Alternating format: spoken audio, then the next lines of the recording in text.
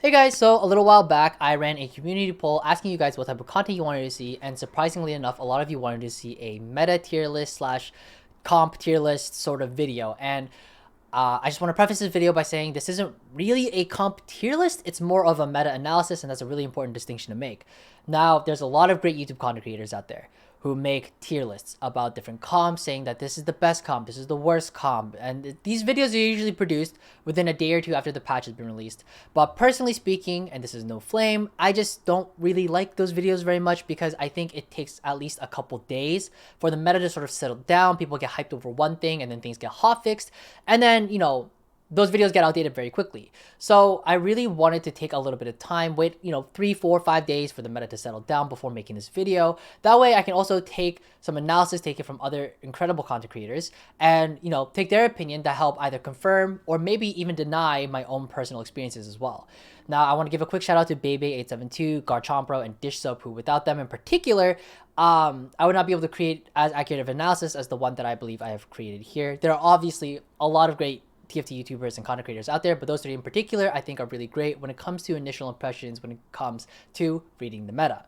Now, I am not sure if I'm going to keep making these types of meta-analysis videos, and the thing is that I'm creating this video not only just to talk about it, but also because I want to talk to you guys a little bit about the YouTube members that we have. This is a new program that I've created for us in the channel. I've never done this before, so I don't know how it works out very much, but it's just a small way to help monetarily support the channel if that's something that you're interested in, and I would greatly appreciate it a lot. There are 3 tiers. The first one is just, you cover my coffee, you cover my little Starbucks double shot energy shit, because I drink this shit all the time. It's just a way to help support the channel. I really appreciate that. But the tier 2 is sort of the reason why I'm making this video, and it's because you get access to my personal meta reads and access, also blooper reels, but you also get access to the personal meta reads, which in our Discord, there's a secret channel called the Meta Read, where if you are subscribed to this tier, I will promote you to the specific role in the Discord, and you'll be able to have access to this. This is basically my personal notes on the meta, as well as different comps and whatever.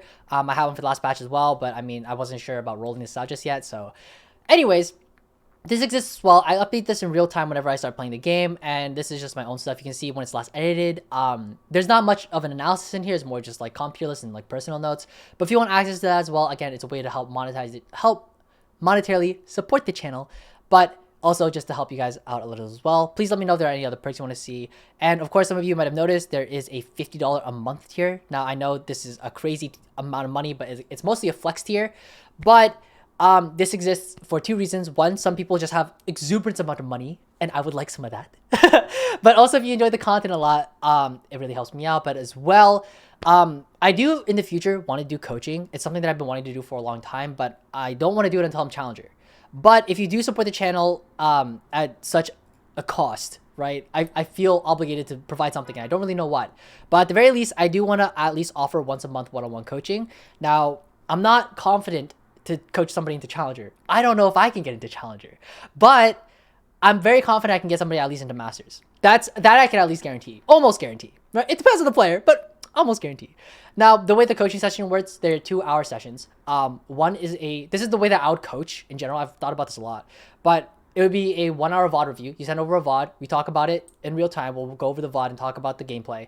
And then we'll play a game or 2 live, and we'll go over the concepts that we talked about over the VOD. And then we'll try to apply that into our next games and see if, you can actively improve over time.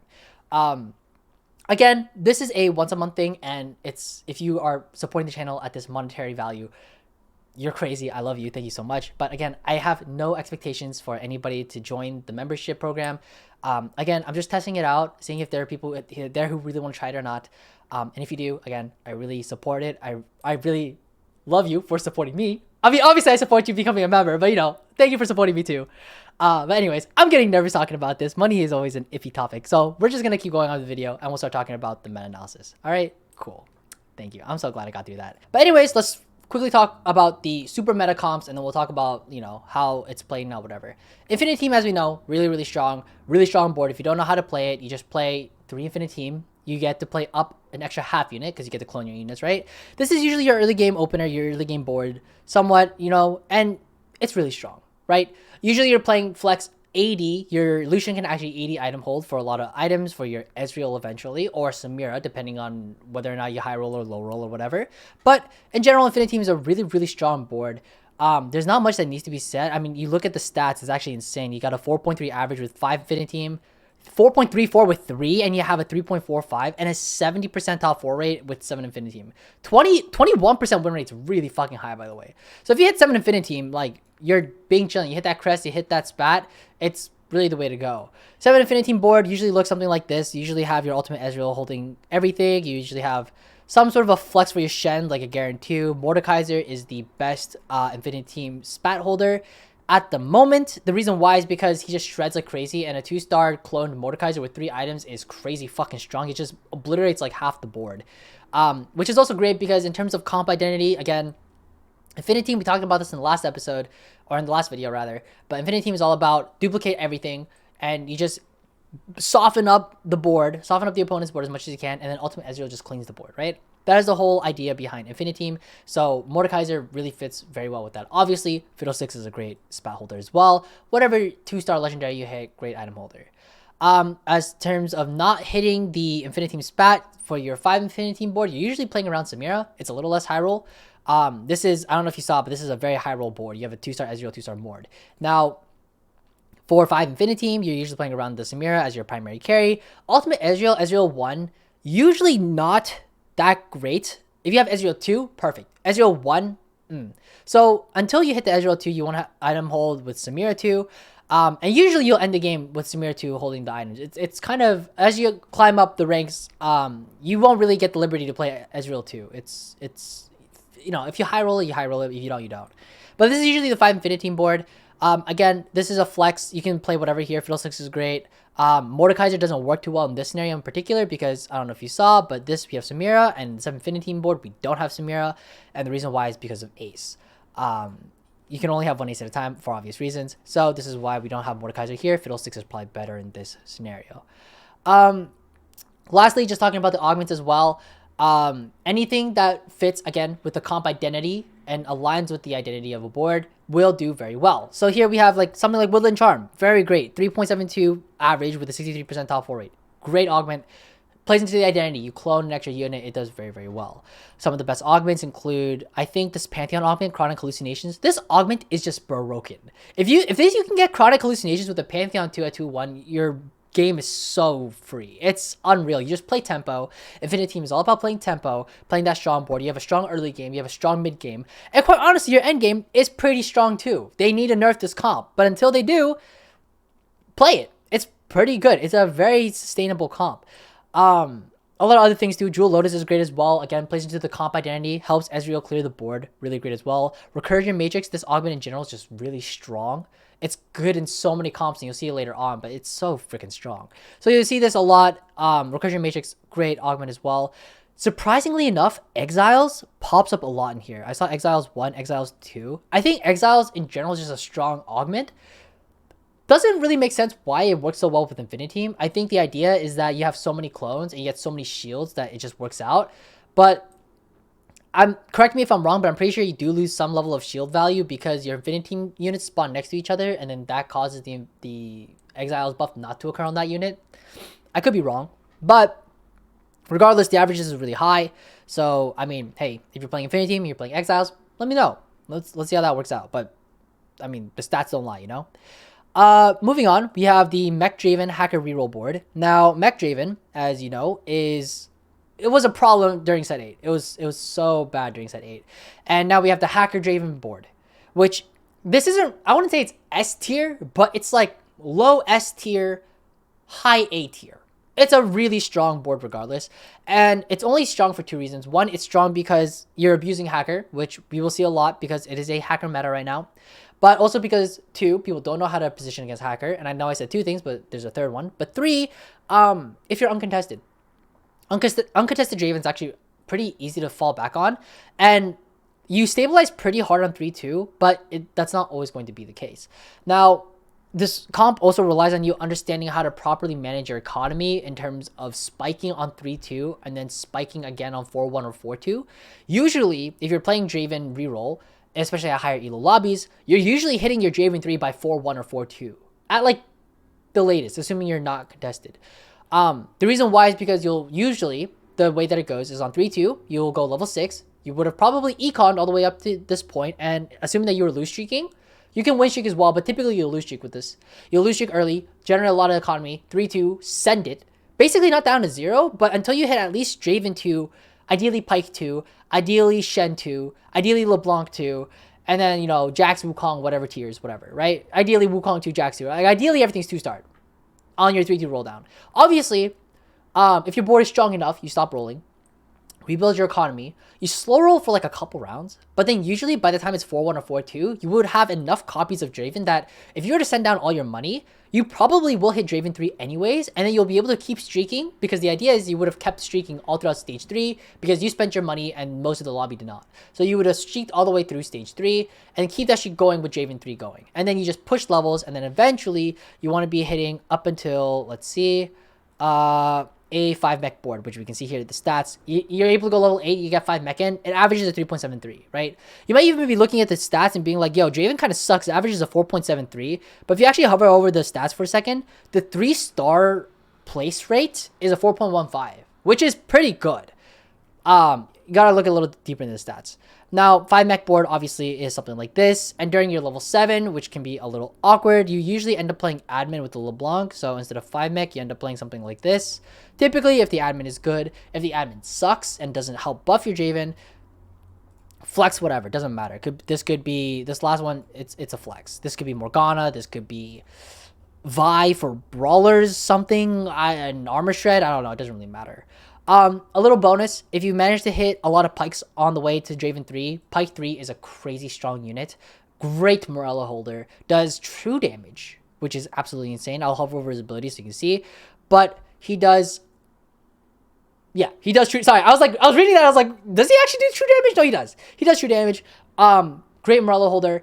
Does a lot of damage, a lot of CC. If you hit Draven 3, Pike 3, and it doesn't cost you that much to hit both, I feel like it's really strong. From my personal experience, whenever I had Pike 3 and Draven 3, it was always like a top 2. So, take that as you will. Now, I will say this though, you really do need to scout every single round when playing this. You can't just sort of like leave your Draven on the side and just hack her into the backline or whatever. Because if your Draven isn't on the carry, the fights can actually swing against you. And that becomes a problem, right? Because sure, he's clearing up the backline, but he's not clearing the correct side of the backline.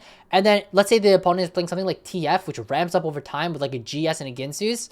It can actually take out your Draven. So, you know, you need to understand how to properly manage your economy. You need to properly understand, you know, hackering correctly, right? If you don't know which side they're going to be on, or it's going to be really dicey, you can hacker middle here. Not the best option, but ideally you want to choose a side. But if you can't, you know, understanding these kinds of things is really important with this comp. So this is a, you know, pretty good, strong test of fundamentals, but if you manage to hit, you manage to hit, and you'll end up doing pretty well with this comp. As for augments, Verdant Veil, think fast, metabolic for the early game sack, and then you get to sack your HP, but not really because you have metabolic, and they just garner a lot of money. Featherweights is great. I will say this. Definitely, Ruthless Blades is better than League of Draven. League of Draven was good back then because during set 8, you could play with supers, right? You could play supers Draven, and then supers Draven, basically, with so much of the generated extra economy, you're able to hit all your supers, plus the Draven 3 and whatever, so you wanted a lot of money, that's why League of Draven was good, but now nobody plays supers anymore, so not that great. Nowadays, the best augment, I know it doesn't say so exactly in the stats, but I actually think Recursion Matrix is really, really good. I prefer Recursion Matrix over Ruthless Blades, personally speaking. I know the stats are slightly worse, but I think Recursion Matrix in general is the best way to go. You can also see, if you hit Ruthless Blades at 4-2, this augment falls off really hard. So Recursion Matrix is always just good in general. It averages a 4.4 throughout the entire game, not bad at all. If you're streaking 3-2, I mean, oh wait, no, I'm not even looking at the correct augment, sorry. But I mean, 4.28, 4.33, I mean, okay, sure, whatever. But again, I don't know. Personally speaking, I just found more success with Recursion Matrix, but that's just me. Again, Hacker Crest is always good because you're hacking the Draven and it's fine. But again, the big one is League of Draven. Not that great, not as good, not as dominant as it used to be. So definitely don't take League of Draven if you're trying to play mech Draven. One last thing too with this, specifically with the Draven comp. When it comes to the augments, unless it is a hero or gold off rip, maybe don't consider the line as much. The reason why is because you want to hit that hero augment by 3-2 because the Draven comp really is bad with tier 4 and tier 5 augments, right? Because you're stuck with like Leona augments and Garen augments that you can really use. And I'm sure there are maybe other ones as well, but those tend to be the most popular options and they're not that great. So ideally, if you can get a hero or gold by 2-1, you can maybe consider the line. Otherwise, if it's a silver or prismatic augment first, probably don't consider it as much, okay? And again, that's just because of the percentage odds. And this, you can see the URL up here. You can find it. This table is so useful. They have not changed the augment chance table since, I think, 13.1. I believe this is correct. It's been working for me. So definitely look into this when you're trying to play Draven. Moving on, talking about everyone's favorite, LeBlanc reroll. Fucking hate this comp. Now, everybody hates this comp because LeBlanc is too strong at the moment. They're going to nerf LeBlanc. Trust. They're going to definitely nerf LeBlanc. If they don't nerf LeBlanc, I don't know what the balance team is doing.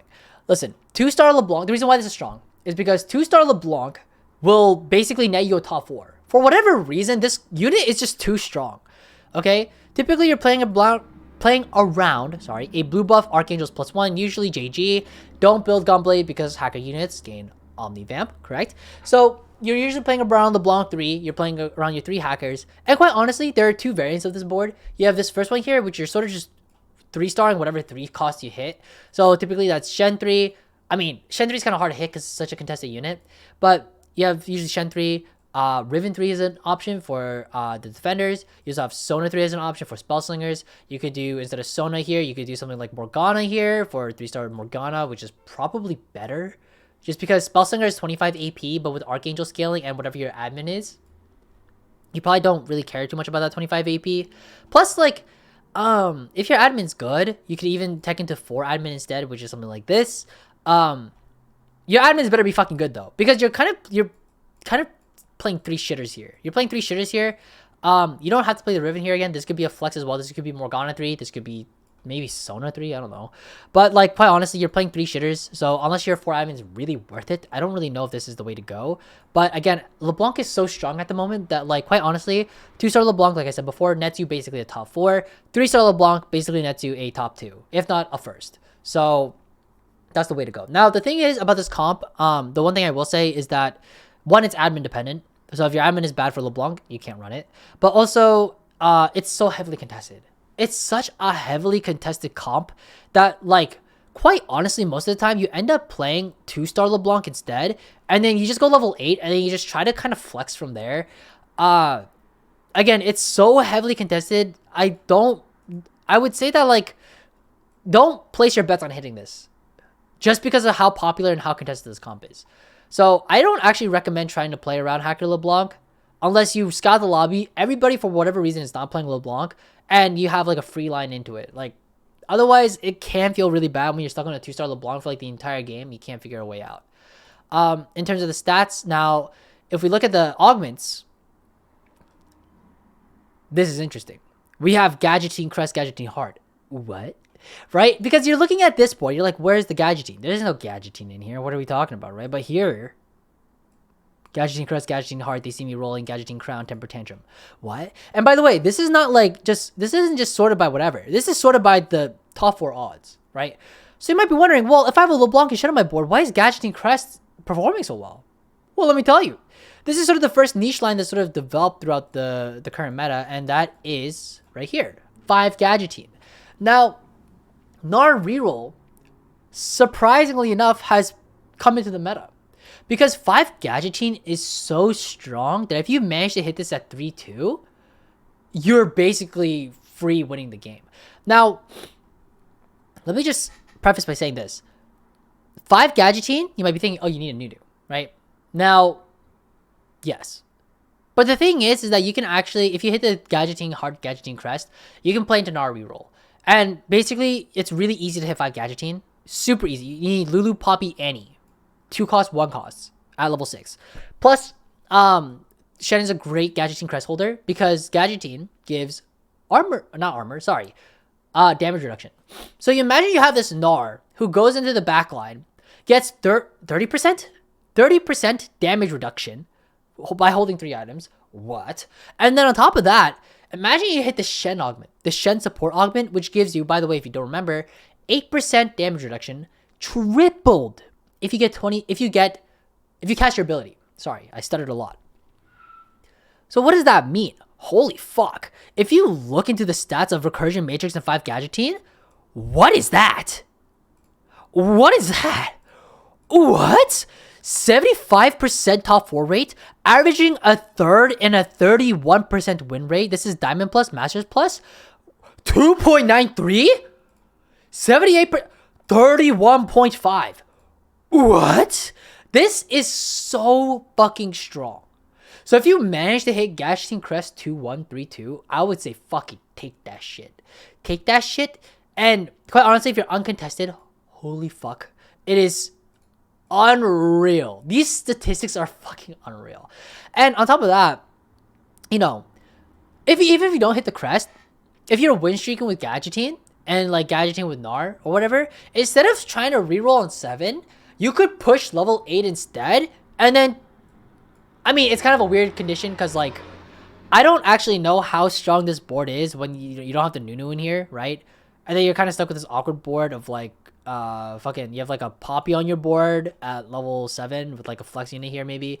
Until you hit the Nunu, it's going to be a little difficult. But if you hit that Nunu, this is significantly less consistent, significantly less likely to occur. But if you do manage to hit this board with the 3-star gnar, pretty fucking strong board. Again, 5 Gadgeteen, Shen support augment, really fucking, like, again, these stats are insane. Ooh, the sample size is not 100, fine, whatever, fucking Diamond Plus, whatever, like, there you go. Stats are insane. The stats don't lie here. This is absolutely unreal. So again, if you hit the Gadgeteen Crest, Jesus Christ, man, just send that shit. I think Gadgeteen will definitely get nerfed on the next patch. I would be very surprised if they don't nerf 5 Gadgeteen. This is unreal. This is not okay. Anyways, moving on. Next, we have quickdraw. Now, you might notice this, holy fuck, this tab group is so large. And yes, there's a lot to talk about when it comes to quickdraw. Quickdraw, as we've seen, has sort of developed into the meta. And it's sort of a really strong A-tier comp or whatever. And the reason why it's so strong is because of the amount of flexibility you get. Okay? Now, there are 2 versions of quickdraw that have been meta. 3, actually. First one being Kai'Sa reroll. Second one being the MF reroll. Now, you can see there's a bunch of training dummies on the board because, quite honestly, you can play whatever the fuck you want with this frontline. This can be whatever. Now, you might be wondering, well, okay, why is it that on the MF carry board with MF2, Kai'Sa 2, why do we have 4 quickdraw here and we have 2 quickdraw here? The reason why is because Kai'Sa sucks with more quickdraw. Not that she sucks. She doesn't get worse, but she, like, it's so marginally small when it comes to the Kai'Sa. Okay, pause. I'm losing my thoughts. The point is, Kai'Sa does not benefit from having more quickdraw. Okay, Kai'Sa with 2 quickdraw, Kai'Sa with 4 quickdraw, no diff. Really, no diff. That's why we have just 5 flex units here. It can be whatever frontline you want. Does not matter. Miss Fortune, on the other hand, is the opposite. She really likes delving deep into the vertical trait to the point where, unless you're into the super late game, quite honestly, I actually think it's worth keeping these 2 shitters on your board, the Lucian and the Ezreal, because 4 quickdraw is just such a strong trait. 220% total damage. That's a lot of fucking damage. And because it also fires bonus projectiles, right? And those bonus shots, again, they deal so much damage. So, quite honestly, dive deep into the quickdraw if you're running the MF carry, and don't dive that deep into it if you are playing Kai'Sa reroll. Now, you might also be wondering, well, okay, why the fuck would I play Kai'Sa reroll when I could just play MF2, right? MF2 seems like a much easier condition to hit compared to Kai'Sa reroll. Well, the reason why is this. Kai'Sa reroll is great if you're loose streaking. And then MF is great if you are win streaking. Why is this the case? Kai'Sa reroll is great because you can spike on 3-2. It's very early into the game. So what I mean by that is that let's say you are loose streaking the early game. You have metabolic, for example, and then you're losing HP, but you're saving up a lot of money, right? Once it's 3-2, you can use that economy to just roll down, hit your 2-star Kai'Sa, hit your Ezreal 2 or whatever instead of this MF because you're level 6, right? It's unlikely to hit the MF. And then whatever 2-starred frontline units you may hit, tech those onto your board. And then for not a lot of money, because you're really just playing whatever you hit for your frontline and then just the Kai'Sa 2, you can stabilize very, very quickly without spending too much money. You'll have maybe 10, 20 gold left over. You rebuild your economy, and then you can from there decide if you want to keep going with the Kaiser reroll. Maybe you natural a lot of them, or maybe you don't natural any at all, and you think, fuck it, maybe I can pivot into Misfortune instead. Misfortune, though, on the other hand, if you're playing around the Misfortune carry, you ideally are win streaking, and the reason why is because if you're win streaking, you can probably hit level 8 quicker than other players. Because if you do that roll down on 3-2, you hit that Kaiser 2, and you want to try to play into maybe MF2, you're hitting level 8 a lot later. Because you spend so much money on 3-2 spiking your board and trying to stabilize. And most of the time, that means you're stuck on level 7 for a while. Usually, if you do that sort of thing, you're level 8 at 4 or 5 on the earlier side. But usually, it's 5-1 and it's a lot later. So, ideally, win streak, you are able to hit level 8 a lot sooner. Usually 4-2, sometimes 4-5. And then, just roll down your money, hit the MF2, stabilize your board with this board, and then flex your frontline with, again, whatever you hit. So, that's why, again, you want to see the MF2 on win streaks, Kaisa reroll on lose streaks. Now, I will say this though. In terms of Kaisa itemization, you might notice that she has a shojin here. There's a theory that's going around that's been saying that shojin Kaisa is better than guinsoo Kaisa. The reasoning is that because she stacks so much attack speed anyways with just having a shift plus her active passive. With her active. If you have Shojin teched onto it as well, it sort of just keeps perpetuating her ability to keep proccing so fast. And yes, she's a 40 cost unit, but because she autos so much, it's probably better to have the Shojin over the blue buff. So, the theory is that Shojin is better than Ginsoo's. It doesn't feel as good. I'll say that. It doesn't feel as good. But I wouldn't be surprised if the numbers crunched out and it turns out that Shojin Kaisa is better than Guinsoo Kaisa. I can't say for certain. I'm not going to do that math. That's a lot of math. But I'm sure somebody out there in the community will probably figure it out that Kaisa with Shojin or Ginsoo is probably better.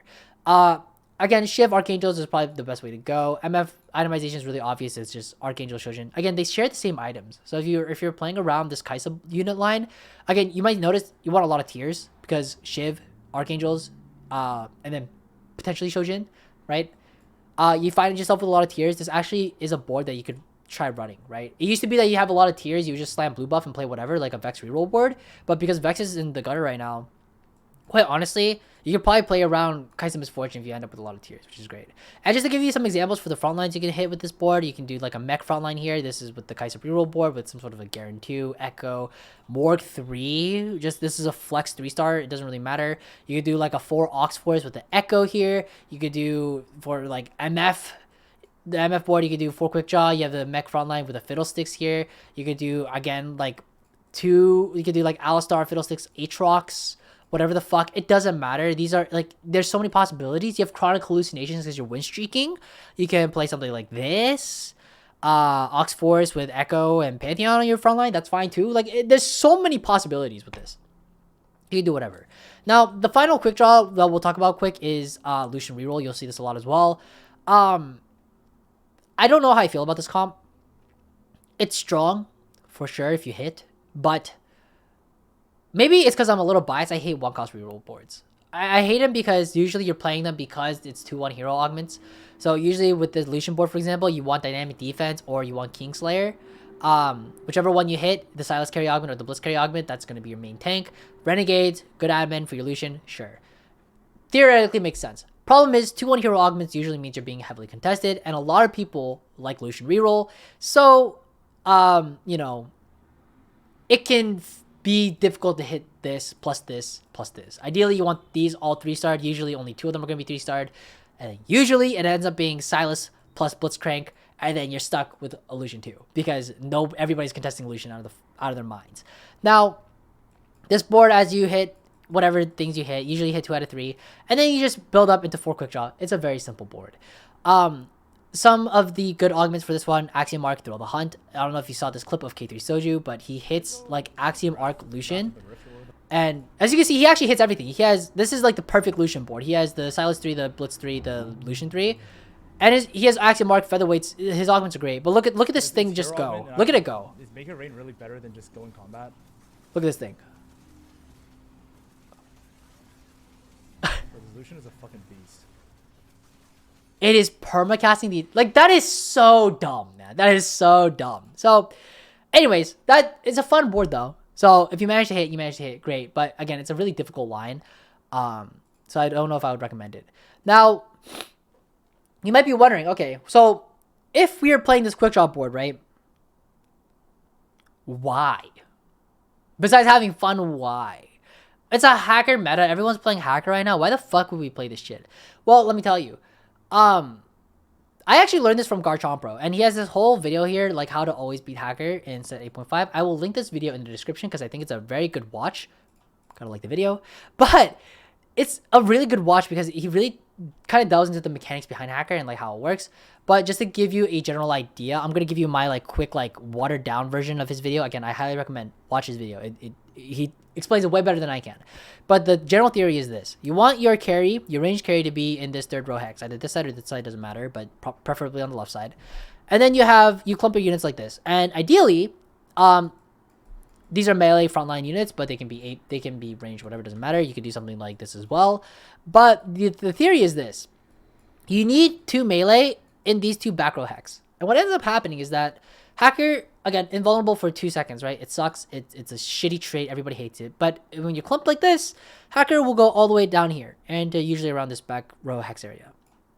Now, this is especially good because we have Echo who taunts, but this works without Echo as well. But the idea is that as these units walk up, right, initially these units kind of get stuck with their pathing. They don't necessarily walk up like this as well. They kind of walk up in this weird fashion of like something like this. It's really awkward. So what ends up happening is that the hacker gets thrown back here, and then they kind of just get stuck on the melee units here. And so your unit here is actually pretty safe from hacker. Now, sometimes the targeting is a little bit weird with the ranged units as well, and I don't remember exactly what he talked about when it comes to that sort of thing. Again, go watch his video. He can explain this a lot better than I do. But this is the general theory: 2 melee in the back row hex, plus being clumped here into this hex on the left. You can also put your range carry. I think he said you could do something like this. This is fine as well, but this is probably going to die. So just keep that in mind. You're probably losing at least one of your carries. Either it's going to be on the right side here, or whether it's tucked into here. Personally speaking, I like to put it here. That's just my preference. I don't have a good reason why. That's just how it is. Now, let's quickly talk over some other strong comps as well. We can talk here 6 Spellslinger, the Neeko TF carry, which is really strong in the previous patch. Not as seen very much these days. I think people are sort of sleeping on it. It's still a very good board. It just falls under the same issue of like, hey, you're going to get hackered and you're going to suck dick and it's going to suck, but it is what it is. But quite honestly, you could probably do some level of positioning that looks something like this. Maybe like this. And, you know, this is probably fine. This is probably fine. It'll probably get hacked into this side here. But, I mean, it'll probably work out. I think, quite honestly, you might want something like this even. Maybe even something like this. I don't really know. But this could potentially work against hacker as well. Don't quote me on it. But I think, quite honestly, this positioning should be fine against hacker. You shouldn't really have much of an issue. Plus, like, you shouldn't really worry too much about playing, like, these sort of, like, weaker tanks. I mean, someone's not even a tank. But playing these weaker units up front is fine because typically hacker players, their main carry is getting thrown into the backline. Everything else is just, like, tanky, like, hits like a spoon. So don't worry too much about that. So this positioning is probably okay. Even though the old positioning, again, it looked something like this. Nowadays, you are probably not positioning like this at all. You're probably positioning a bit more clumped up to deal with the hackers. Plus, this is great because Neeko actually punishes clumping. So people are playing into hacker, they're clumping their units, but then they play into you. And then your Neeko's just going to fucking one-shot everything. So, again, Neeko's not even, like, weak. She just doesn't play well into the current meta. So, again, that's something you should definitely look into. Another board as well I want to talk about real quick is just Acel carry. Acel carry with the Acel carry augment is really strong. It's like, I don't see a lot of people talking about Extinction event. It's like, I think everybody knows it's strong, but not enough people know how strong. It's strong because, one, what the fuck? Everything is a flex unit. Ideally, you have, 5 tanks here, or 5, like, frontliners of some sort, plus, like, an extra carry here. Usually, I'll do quick draw because that's the easiest because you end up playing something like this. And then you have a Misfortune, Misfortune, secondary carry, with the Kaisa, along with Acel. She can hold the Shiv, doesn't really matter. And then this can be whatever sort of flex frontline, so then this way you have 2 dual carries. Great board, works very well. If you don't believe me, the stats, this is Masters Plus, averages 3.95 at 3.2, averages a 4.25 at 4.2. really strong board. And if you're, you're playing around a flex unit, you can flex around whatever the fuck you hit up here. We went over a bunch of different, like, the mech frontline. You have, like, Echo, Alistar. You have 4 Ox Force, whatever. This can be anything you want. So, again, a lot of options that you have for this one. Talking about this last one here, for Ace. This one is kind of odd. This one, I wanted to briefly talk about it because I think it's actually still a really strong board, but the conditions are so fucking hard to hit that unless you're hitting underground or you're win streaking the fuck out so that you have so much money that you can pivot into this board, sure, you can play it. But the thing is about this board is that it requires Samira 2, Misfortune 2, Garen 2, and a Mordekaiser. If you don't have all of these 2-starred, holy fuck, it's gonna be a bad time. So this is a very high roll, difficult to hit board. But it's good for a couple reasons. One, it's kind of good against Hacker because you can position your Samira like this and you Garen like this, assuming Samira's the primary carry, right? But assuming like your Samira, I'm just going to throw some items on her so we just don't lose track of who the carry is. But, assuming you're positioned like this and then they Hacker onto your right side, your MF dies. Oopsie daisy, that sucks. But then you have like, it ends up targeting your Garen anyways, and then your Samira can just kind of clean. You could try playing the quick draw version of this. I tried it one game. It felt kind of bad. I'm going to be completely honest. But these two are flex. It used to be in set 8, you would just take in Fiddlesticks Urgot and just call it. But nowadays, they're not as splashable. Fiddlesticks still is completely splashable here. But usually you end up with something like this. And then maybe for your sure shot, maybe, I don't know, something like this. Right? And then, sure, this is like your board. This could also be like a Sivir. Maybe play around like 3 sure shot. But in general, this is sort of the board. Again, I think it's a really strong board if you manage to hit. You can actually probably top 2 with this board if you manage to hit all the conditions. But if you go into every game thinking, I'm going to play 4 Ace, you're going to have a bad time. So I definitely do not recommend playing this shit. The last final thing I want to talk about quickly is just Morgana reroll. This is weird. I've seen a couple games of this, and the reason why you would ever play this is because you hit the Morgana carry augment, and you missed your LeBlanc augment, which is weird. You have 4 rerolls. But also, this is sort of like a secondary, this is sort of like an out. If you're playing Hacker LeBlanc, and you don't manage to hit the LeBlancs, but you manage to hit a lot of Morganas, you can play Morgana Hacker, and with the carry augment, it's actually kind of okay. The stats do say otherwise. I'm very aware. It says, like, if you have LeBlanc and Morgana on your board, average is like a 4.92 in Masters Plus. Like, these software rates are abysmal. These win rates are abysmal. I'm aware. But what I'm saying is that this is sort of like, if you're not hitting the LeBlancs, you're trying to play LeBlanc, but you don't manage to hit the LeBlancs, you can play around Morgana, and you can try to secure top 4. Again, with the carry augment, I actually think it's not that bad. Again, the stats say otherwise. And I think part of the reason why the stats say otherwise is because of this problem here, where the 3 training dummies here. This can be whatever. This could be like, it's literally like whatever 3 costs. This could be like fucking, it could be like Sona, Riven, and then like +1, fucking, I don't know, like Rammus. And then you just 3-star everything.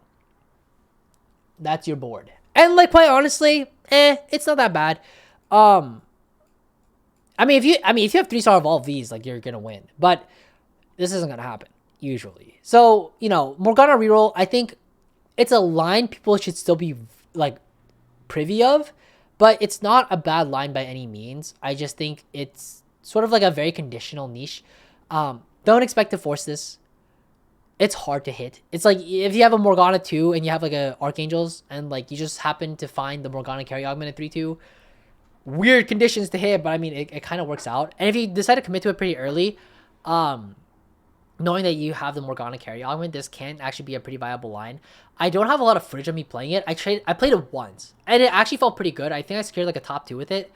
But regardless, it's a very weird board. I will say that. It's a weird line. It's a weird board. Don't expect too much out of it. But anyways, there you go. That's the video. I feel like this might have gone a little longer than I would have liked, but that is my current meta-analysis on the current state of TFT. Hope you guys enjoyed. Let me know what I could do to make this a little shorter. I've been recording for like 40 minutes, so I'm really hoping that this isn't as long as I think it is. But if it is, I'm sorry. That's the video. Bye-bye. Good luck on your climb. Happy climbing.